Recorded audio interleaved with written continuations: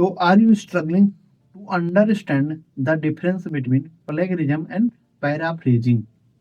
Imagine writing your thesis and realizing that a single mistake could ruin your thesis or academic career due to the plagiarism. Don't worry, today we are going to clear all those confusion, and I promise you will leave this video knowing how to avoid common pitfalls like a pro. तो आज हम बात करेंगे एक बहुत ही important topic के बारे में, प्लेगरिज्म वर्सेस पैराफ्रेजिंग। यह दोनों टर्म्स बहुत ही ज़्यादा इंपॉर्टेंट होती है थीसिस राइटिंग में, रिसर्च पेपर और एकेडमिक राइटिंग में भी।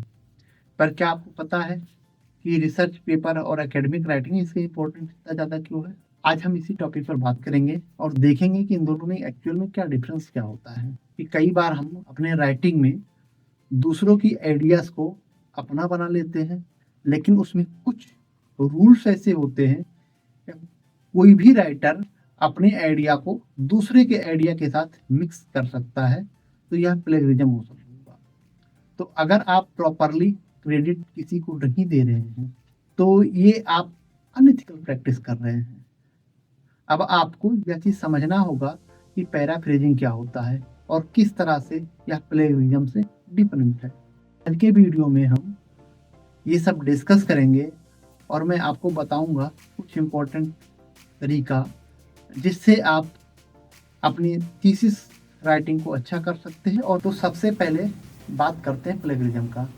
तो सिंपल वर्ड्स में हम समझ सकते हैं, जब आप किसी और की राइटिंग आइडिया या रिसर्च को उसे बिना क्रेडिट दिए हुए अपने काम में, अपने थीसिस में, अपने रिसर्च पेपर में डालते हो तो यह प्लेगरिज्म कहलाता है। मान लो आपने किसी के रिसर्च पेपर का कोई पैराग्राफ उठा लिया और उसको अपने थीसिस में डाल दिया बिना साइटेशन दिए हुए, तो यह है क्लियर केस है प्लेगरिज्म का।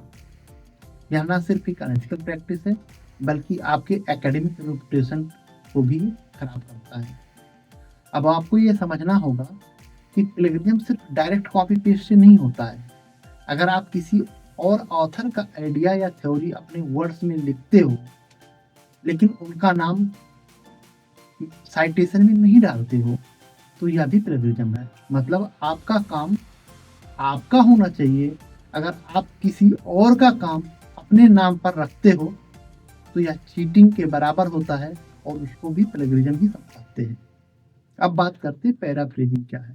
तो पैराफ्रेजिंग के बारे में हम थोड़ा और अच्छे से और बेसिक से समझने की कोशिश करते हैं। तो पैराफ्रेजिंग का मतलब है किसी दूसरे के आइडिया को अपने शब्दों में लिखना, लेकिन उस आइडिया को समझकर अपने वर्ड्स में रिफ्रेज करना और उन्हें प्रॉपरली साइट करना और ये बताना कि ये जो लिया गया है ये किससे लिया गया है।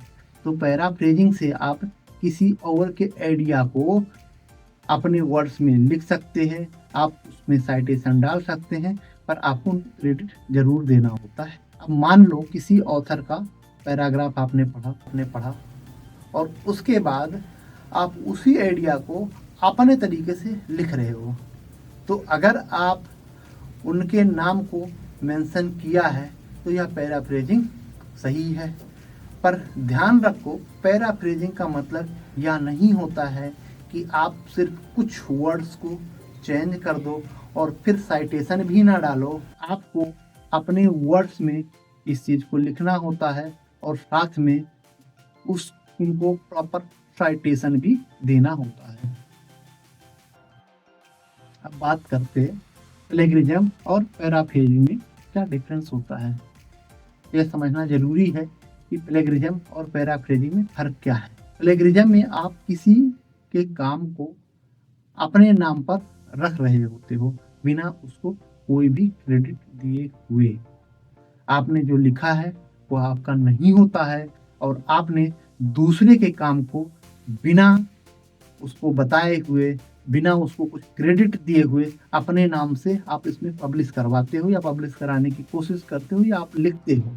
जब हम बात करते हैं पैराफ्रेजिंग की, तो पैराफ्रेजिंग में आप किसी के आइडिया को अपने शब्दों में लिखते हो, लेकिन जब आप साइटेशन दे देते हो कि ये जो आइडिया है, ये जो कंसेप्ट है, ये हमने इस ऑथर से लिया हुआ है या इस सोर्स से लिया हुआ है, तो वो अनएथिकल नहीं होता है। लेकिन अगर आप उसको साइट नहीं करते हो तो वो अनएथिकल हो जाता है।